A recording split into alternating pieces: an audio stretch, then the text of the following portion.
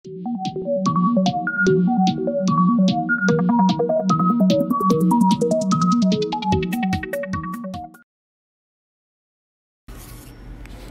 वालेकुम members and followers of safely invest. Khalid Saifuddin आपके साथ 23 अक्टूबर की कॉल लेकर। मैं पहले हम बात करेंगे आज के सेशन के बारे में। आज का सेशन जिसका आगाज़ एक्साइटमेंट के साथ हुआ और फिर एक मुसलसल गिरावट की कैफियत में रहा। ये बड़ी अच्छी बात है कि कल की कॉल में मैंने कहा था कि we are about to enter in exhaustion area. ये बात मैंने कल की कॉल में आपको क्लियर कर दी थी और मैंने ये भी बता दिया था आपको कि ये एग्जॉर्शन जुज़वी और वक्ती है, मगर इसके ऊपर अगर कोई फंडामेंटल प्रेशर आएगा तो फिर वो बात दीगर होगी। ये कल हम अपने वीडियो में इसको डिस्कस कर चुके हैं। तो बहरहाल ये बात आपको कल बताई गई। उसके बाद फिर हमने देखा कि मार्केट में जो टारगेट दिया गया था मेरे ख्याल में 41,932 का, मार्केट उससे 100 पॉइंट नीचे रही और फिर 41,818 का जो हाई था वहाँ से एग्जॉस्ट जो होना शुरू हुई तो फिर एक कंसिस्टेंसी के साथ नीचे की तरफ चलती चली गई। और अगर आप गौर करें तो आप देखेंगे कि वो जो एग्जॉशन है वो उसको आखिर तक लेकर आई और फिर बिल्कुल एंड में उसने फिर एक डाइव डाउन सिचुएशन हुई और 41,088 का लो बना और वहीं क्लोज हो गई। मिड डे कॉल में मैंने आप लोगों को एग्जिट पॉइंट बता दिया था और यहाँ पर चार्ट पे वो एग्जिट पॉइंट वाज़ेह नज़र आ रहा है। तो मुझे पूरा यकीन है कि मेरे ट्रेडर्स जो हैं बहुत सेफ एग्जिट ले चुके हैं। बावजूद इसके कि मार्केट में एग्जॉशन हुई है, मार्केट की जो अर्ली हाइप थी उसने बहुत सारे स्टॉक्स ऐसे होंगे जिनके टारगेट अचीव किए होंगे। जब रात में बैठूँगा स्क्रिप्ट एनालिसिस के लिए और आपको भेजूँगा तो मुझे यकीन है कि आप जो है उसमें देखेंगे कि किस किस स्टॉक ने अपने टारगेट अचीव किए। अब इस बात को जहन में रखना है कि एक तो यहाँ पर दो अहम पहलू हैं कि एक तो मार्केट गिर गई है, ठीक है ना, और दूसरे FATF का भी जो है लोगों के जहन में है। तो वो दोनों चीज़ें इसमें अब शामिल हो गई। एक तो टेक्निकली हमने कहा एग्जॉर्शन एरिया में एंटर हो रही है, नंबर 2 FATF इसमें एंटर हो गई। अच्छा, अब मार्केट 448 पॉइंट के नुकसान के साथ बंद हुई है। वॉल्यूम थोड़े से कम रहे कल के मुकाबले में 12.73। ओवरऑल वॉल्यूम जो है मार्केट में प्रॉफिट टेकिंग रिफ्लेक्ट कर रहे हैं। अब चलते हैं हम अपने दूसरी स्लाइड की तरफ, training and development. Training and development में मैंने कल जिस तरह बताया था कि मैं सिर्फ चाहता हूं कि मैं जल्द से जल्द इससे फारिग हो जाऊं और फोकस करूं फोर्थ क्वार्टर पे। तो इंशाल्लाह ताला मैं 1 नवंबर के फर्स्ट वीक में मैं फारिग हो जाऊंगा, पंजाब का टूर कंप्लीट हो जाएगा। कोविड-19 की वजह से हमने कोशिश की है कि बेहतरीन जगह का इंतखाब किया जाए। लिमिटेड सीटिंग कैपेसिटी है, ठीक है, और इस कोर्स की अफादियत आप लोग बेहतर तौर पे जान चुके हैं और कराची कोर्स की आज आखिरी क्लास है। तो इंशाल्लाह ताला हम उनके ख्यालात का भी आपसे शेयर करेंगे, जो व्यूज़ उनके हैं, ताकि पता चले कोर्स से क्या फ़र्क पड़ता है। मेरी गुजारिश है इस्लामाबाद, पेशावर, लाहौर और फैसलाबाद के पार्टिसिपेंट से, अगर उन्होंने अब तक फॉर्म नहीं भेजे हैं तो फौरी तौर पे अपने फॉर्म भेजें ताकि हम अपने इसको कंक्लूड करें, क्योंकि हमें तमाम तैयारी कराची से करके आनी होती है और हमारे पास इतना टाइम नहीं है। तो मैं बहुत रिक्वेस्ट करूंगा कि इसको देखें, अपना फॉर्म, पे स्लिप फौरी तौर पे पर्सनल मैसेज पे व्हाट्सअप करें और इंशाल्लाह ताला हम 31 अक्टूबर को फैसलाबाद में, 1 नवंबर को लाहौर में, नहीं सॉरी माफ़ी चाहता हूँ, 31 अक्टूबर को लाहौर में, 1 नवंबर को फैसलाबाद में और फिर उसके बाद 7 नवंबर को इस्लामाबाद में और 8 नवंबर को पेशावर में। ये हमारी प्लानिंग है इन सेशंस की।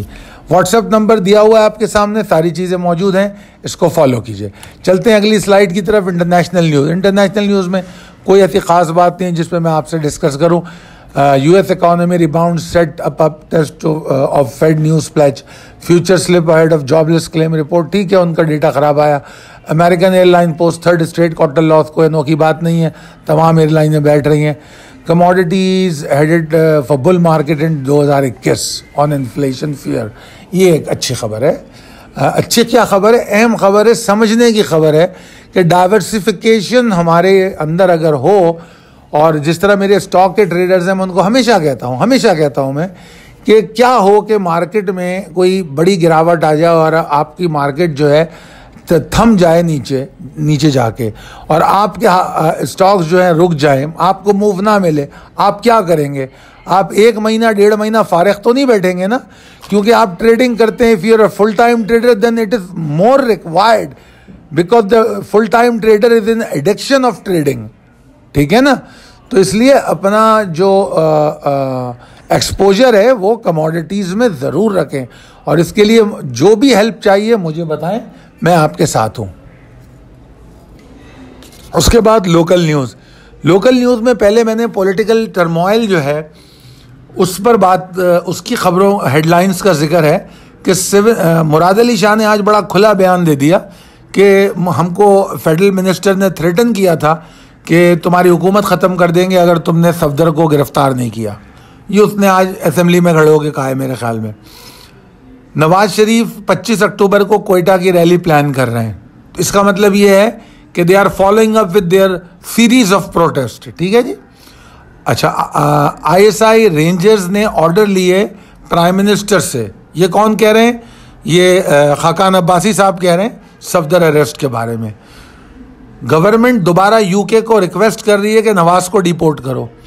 तो अब ये तमाम चीज़ें जो हैं पॉलिटिकल गर्मा गर्मी पर पॉइंट करती हैं. तो ये भी एक मार्केट के लिए परेशान कौन सूरत हाल है कि एक तरफ तो मामलात FATF के, एक तरफ मामलात लॉकडाउन हमारे सर पे सवार है, दूसरी तरफ ये पॉलिटिकल गर्मा गर्मी. तो ज़्यादातर हमारे पास खबरें इस किस्म की हैं कि जो परेशान कर रही हैं. गवर्नमेंट ने वीट सपोर्ट प्राइस को 14% बढ़ाया है. 1600 रुपये मिनिमम सपोर्ट प्राइस रिकमेंड की है. फॉरेन ऑफिस स्पोक्स पर्सन जो है उसने, अच्छा आज ये खबर बहुत आम थी, कल रात से ये चल रही थी कि FATF में सऊदी अरब ने जो है पाकिस्तान को वोट नहीं किया. अच्छा, तो अब ये फॉरेन ऑफिस पाकिस्तान इस बात को रिजेक्ट करता है. फॉरेन ऑफिस के स्पोक्स पर्सन को मैं रिक्वेस्ट करूँगा कि वो प्लीज़ साबिर शाकिर या जो भी साहब हैं जिन्होंने ये पोस्ट किया है, ये इस न्यूज़ को ब्रेक किया है, या तो ये न्यूज़ सच्ची है. अगर ये न्यूज़ गलत है तो हमारे सामने साबिर शाकिर को निशान इबरत बनाए, क्योंकि स्टॉक पार्टिसिपेंट इस किस्म की बेवकूफ़ाना ख़बरों से परेशान हो रहा है. हमारे यहाँ अनफॉर्चुनेट बात यह है कि एक बयान आता है फिर उसकी तरदीद आ जाती है. जो बयान से नुकसान होता है उसको कौन कवर करेगा? आपके लिए तो 2 लाइन है तरदीद की, आप तरदीद करके फारिग हो जाते हैं. मगर यहाँ पर लाखों करोड़ों रुपए का नुकसान इन्वेस्टर को हो जाता है, उसका जिम्मेदार कौन होगा? तो निशान इबरत बनाएं अगर ये बात उसने झूठ कही है. आई एम सॉरी, मैं थोड़ा सा इस पर रूड हूँ और मुझे शदीद गुस्सा है कि पाकिस्तान में मॉनिटरिंग का सिस्टम किसी इदारे में नहीं है. किसी इदारे में, मैं नाम नहीं लेता, ऊपर से लेके नीचे तक कोई इदारा जो है, मतलब मैं हमेशा लोगों को एक बात कहता हूँ कि एक इंतहाई इडियट बयान है जो मैं अपने बचपन से सुन रहा हूँ, वो ये कि हम किसी को दहशतगर्दी की इजाज़त नहीं देंगे. What does it mean? वो इजाज़त लेके तुमसे दहशतगर्दी करता है? ये क्या पागलपन का बयान है? अगर if you are competent, if your intelligence is good, then ये सारा कुछ नहीं होगा. जाके देखें सऊदी अरब में, मक्के और मदीने में क्या सिक्योरिटी है. It's all on intelligence. वहाँ पर कोई असला लेके कोई फौजी या रेंजर्स नहीं घूम रही होती, ना पुलिस वाला घूम रहा होता है.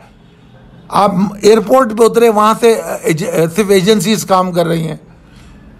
9/11 के बाद मैं US में था और मैंने 9/11 के बाद US में कंप्लीटली देखा है, आम आदमी को कोई प्रॉब्लम नहीं हुई, कोई हरास नहीं किया गया, कोई मामलात को नहीं रोका गया. ठीक है ना? अस्सलाम वालेकुम. खैर जनाब, बहरहाल मैं बात कर रहा था कि दुनिया में जो है इंटेलिजेंस जो है ऐसे मामलात को हैंडल करती हैं। बहरहाल फिर हम आउट ऑफ द कॉन्टेक्स्ट जा रहे हैं, so forget it.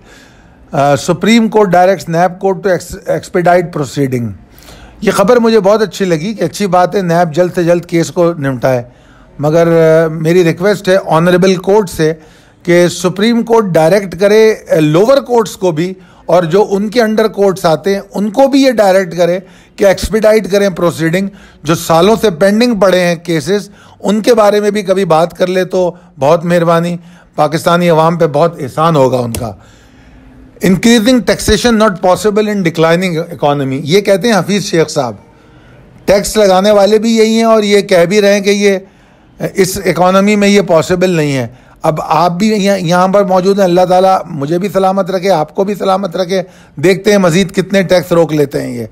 Reform needed to turn Pakistan into a resilient economy, IMF का ये मौक़िफ़ है जॉर्जिया का।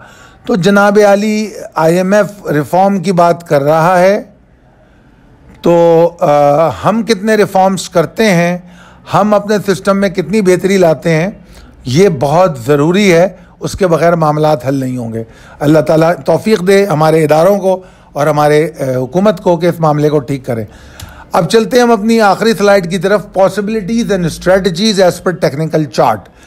जनाब क्लोजिंग जो है वो आज का जो नुकसान है मार्केट का वो कितना है, 448 पॉइंट का। ठीक है जी, तो 448 पॉइंट का नुकसान मेरे लिए इतना अहम नहीं है कि मार्केट इतने लॉस के साथ क्लोज हुई है।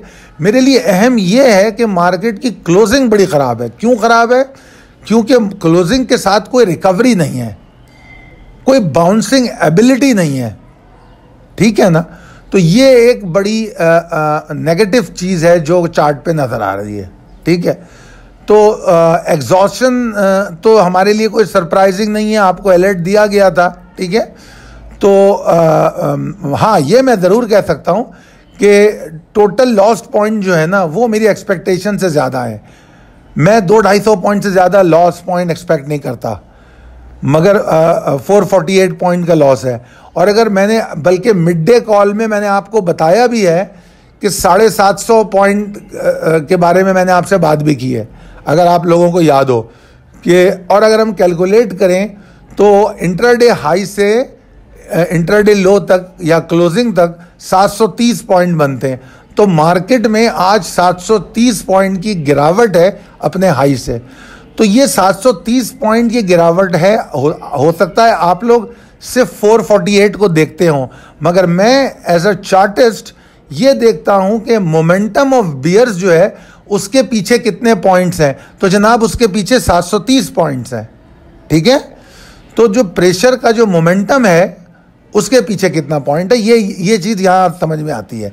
अच्छा, कल के सेशन में हम आगाज़ के साथ प्रेशर देख सकते हैं। अगर 41,081 और 41,074 के नीचे मार्केट ट्रेड करती है, बड़ी क्रिस्टल क्लियर बात हो गई है। ठीक है, 41,081 41,074 के नीचे ट्रेड करती है तो हमारे लिए मार्केट लॉन्ग की नहीं है। ठीक है, इज दैट क्लियर? अच्छा जनाब, अगर इसके नीचे मार्केट ट्रेड करती है और 41,000 को तोड़ती है तो फिर मार्केट 40,792 775 पे पहला ब्रीथ करेगी। पहला रेस्टिंग एरिया उसका जो होगा वो ये होगा। अब डिपेंड करता है कि मोमेंटम ऑफ बियर्स वहां तक पहुंचने में कैसा है। अगर मोमेंटम ऑफ बियर स्ट्रेट है, तेजी से नीचे जा रहा है, तो वो इस सपोर्ट को भी कायम नहीं रखेगी, तोड़ देगी इसको। और अगर मोमेंटम मीडियम है तो यहाँ पर कुछ देर रुकेगी और फिर वहाँ पर बुल्स एंड बियर्स की टग ऑफ वॉर होगी। और अगर फिर मोमेंटम बढ़ गया तब भी तोड़ देगी, फिर जाएगी वो 40,593 540 की तरफ। मैं FATF के प्रेशर पे स्पेकुलेट नहीं कर सकता, क्योंकि that pressure is directly related to the panic. वो पैनिक से रिलेट करता है। ठीक है ना, और जो पैनिक होता है उसको क्या कहना चाहिए, गेज करना मुश्किल होता है। नामुमकिन तो दुनिया में कोई चीज़ नहीं होती, मुश्किल होता है। मेरे लिए तो शायद मुश्किल है, तो वो उसके बारे में हम कुछ नहीं कह सकते। अगर हम बात करें कि मिनिमम रेस्क्यू लेवल बुल्स का क्या है, तो वो 41,322 का है। क्या मतलब है इस बात का कि अगर मार्केट कल 41,322 के ऊपर रुकती है तो हम ये जो प्रेशर की जितनी डिस्कशन अभी तक की है हमने, हम इस थ्रेड से बाहर आ सकते। तो जनाब बुल्स को 41,322 के ऊपर रुकना पड़ेगा। तो ये तो हमारा मिनिमम रेस्क्यू लेवल हो गया प्रेशर को कम करने के लिए। और हम बड़े खुशकिस्मत हैं कि हमको अल्हम्दुलिल्लाह अलर्ट मिल गया था एग्जॉस्शन का। तो अब हम इस पोजीशन में हैं लिक्विडिटी की। कुछ मेंबर्स ने मुझे फ़ोन करके बताया कि they are on 100% liquidity. I am so happy for that, I am really happy. कुछ लोगों ने मैसेजेस किए हैं, कुछ लोगों ने फ़ोन किया कि हम लिक्विडिटी पे आ गए हैं, नए स्टॉक बताएं कौन से हैं। तो this is the best strategy. इसीलिए मैं कहता हूँ medium and long term traders को कि भाई जब ऐसी एग्जॉस्शन की कॉल आती है तुम अपना 20%, 30%, 40% माल बेच दो। मार्केट कहीं नहीं जा रही, माल मिल जाएगा, दोबारा ख़रीद लेना, 3 रुपये नीचे मिल जाएगा। माल को पकड़ के उसके ऊपर इस तरह बैठ जाते हैं कि बस छोड़ना नहीं है, इससे कोई फ़ायदा नहीं है। ट्रेंड के साथ मूव करना सीख लें। If you learn to trade with the trend, trend को फ्रेंड बना लिया तो आप सक्सेसफुल है। और जिस तरह मैंने कल परसों की कॉल में कहा था कि जो जो टारगेट दिए गए थे उससे बहुत ऊपर मार्केट गई, तो इस मार्केट में तो प्रॉफिट हमारी एक्सपेक्टेशन से ज़्यादा होता है, तो इसमें फिर परेशानी की क्या बात है। सिर्फ और सिर्फ लॉस को मिनिमाइज़ करें, रिस्क को मैनेज करें, बाकी इंशाल्लाह सब मिलेगा। अच्छा जनाब, तो we are in a position, अब हम इस पोजीशन में हैं कि अच्छे स्टॉक्स को, जो सिलेक्टिव स्टॉक्स हैं, उनको हम टारगेट करेंगे। ठीक है जी। हम कुछ स्टॉक से बाहर निकल जाएंगे, जिनको हम बेच चुके हैं उनको हम बायबैक नहीं करेंगे। कुछ ऐसे स्टॉक भी होंगे जो वीक फंडामेंटल वाले होंगे, जो अच्छे फंडामेंटल वाले स्टॉक होंगे हम उनको टारगेट करेंगे। अब टारगेट करने का यहाँ पर तरीक़ेकार होगा, प्रेशर को गेज करते हुए टारगेट किया जाएगा, स्प्लिट बाइंग के तहत टारगेट किया जाएगा। नंबर 2, एक अहम तरीन बात, FATF की कोई प्रॉब्लम आती है तो मार्केट में वॉलीटैलिटी आएगी। आप शार्प लो देख सकते हैं और रिकवरी भी देख सकते हैं, ये ऐन मुमकिन है, ये ऐन मुमकिन है, क्योंकि मार्केट उसको कितना डिस्काउंट करती है ये अहम तरीन बात होती है। यानी कि एक चीज़ का वेटेज होता है कि यार FATF जो है ना, मार्केट को फ़र्ज़ कर लें थोड़ी देर के लिए, FATF हो या डिस्काउंट रेट हो स्टेट बैंक का, तो वो मार्केट में 2000 पॉइंट की मंदी ला सकता है, फ़र्ज़ कर लें। मगर जब वो नतीजा आता है, जब वो स्टेटमेंट आती है, तो वो अपने साथ पैनिक क्रिएट करती है। ठीक है जी। वो पैनिक जो है 2000 के बजाय 3500 पॉइंट मार्केट नीचे गिरा देती है। तो रिजल्ट क्या होता है, जब उसकी इंटरप्रिटेशन सही तौर पे होती है तो वो जो 1500 पॉइंट ज़्यादा गिर गए थे पैनिक में, वो फौरी तौर पे रिकवर हो जाते हैं। ये पूरी दुनिया की मार्केटों का तरीका है, सिर्फ हमारी मार्केट में नहीं, पूरी दुनिया में। जो मेरे साथ कमोडिटीज़ एंड फॉरेक्स में काम करते हैं उनको भी ये बात अच्छी तरह पता है कि जब इंटरप्रिटेशन ऑफ दी डेटा आती है, क्योंकि पहले तो डेटा समझ नहीं आता लोगों के, और वो इधर सुनी सुनाई, पाकिस्तान में तो खैर ये बहुत ज़्यादा है। कल मैं काम कर रहा था रात लेट नाइट, तो मैं देख रहा था कि मैंने आखिर में व्हाट्सएप के नोटिफिकेशन बंद किए, क्योंकि बहुत सारे ग्रुप पे मेरे है, तो मैं देख रहा था इतनी गुफ्तगू। तो ये क्या थी, ये जो थी वो पैनिक क्रिएट कर रही थी कि यार ये हो सकता है, यार ये हो सकता है, यार ये हो सकता है। तो ये तमाम गुफ्तगू जो है वो आज ट्रेड हुई है, ठीक है ना, और वो कल भी ट्रेड होगी। तो जब वो ट्रेड होगी तो वो पैनिक क्रिएट कर सकती है, वो पैनिक क्रिएट करेगी तो मार्केट नीचे जाएगी, फिर नीचे जाके जो एडिशनल पॉइंट पैनिक की वजह से लॉस हुए हैं वो रिकवर हो जाएंगे। एक बात यहाँ पर मैं एक इजाफी बात आपको बताऊं, हमेशा ये बात मेरी याद रखिएगा। अक्सर आपने देखा होगा मार्केट जब गिरती है तो ज़्यादा तेज़ी से गिरती है, और जब बढ़ती है तो आराम आराम से बढ़ती है। ऐसा क्यों है? इसकी बड़ी लॉजिकल रीज़न है। इंसान जो है ये मार्केट में ऊपर जाना और नीचे जाना, इसमें इंसानी फितरत के दो तकाजे हैं। ऊपर जाने के अंदर ग्रीड को क्या कहते हैं? ग्रीड हिरस मतलब ख्वाहिश या हिरस होती है कि प्रॉफिट मुझे मिलेगा, और पैनिक घबराहट। ठीक है, तो अगर आप हिरस और घबराहट को कंपेयर करें साइड बाय साइड, तो घबराहट हमेशा ज़्यादा होती है, हिरस जो होती है या एक्साइटमेंट जो होती है वो बहुत ज़्यादा नहीं होती। समझ रहे हैं आप? आपने कभी किसी को हिरस में या एक्साइटमेंट में दीवार पे टकरे मारते नहीं देखा होगा। खुशी के आंसू तो निकल सकते हैं, मगर वो दीवार पे टकरे मार के रो नहीं सकता।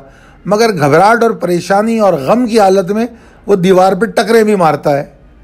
तो विच इज पॉइंट ऑन कि पैनिक का जो रिलेशनशिप है ग्रीड एंड पैनिक की, ये ग्रीड एंड फियर की, सही वर्ड में फियर यूज कर लेता हूं, ग्रीड एंड फियर की जो रिलेशनशिप है उसमें फियर का पावर ज्यादा होता है। यही वजह है कि मार्केट ज्यादा तेजी से गिरती है। आई होप कि ये बात आपको समझ में आई होगी और ये हेल्प करेगी।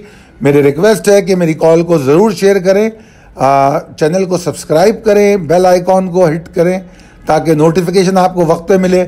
हम कभी कभी बहुत बिजी होते हैं तो सोशल मीडिया अपडेट नहीं कर पाते। अगर आप नोटिफिकेशन आइकॉन हिट किया हुआ होगा तो ये कॉल आपको फ़ौरन मिल जाएगी। बहुत शुक्रिया। अल्लाह ताला आपको बहुत अच्छा रखे, सेहतमंद रखे। अल्लाह हाफिज़।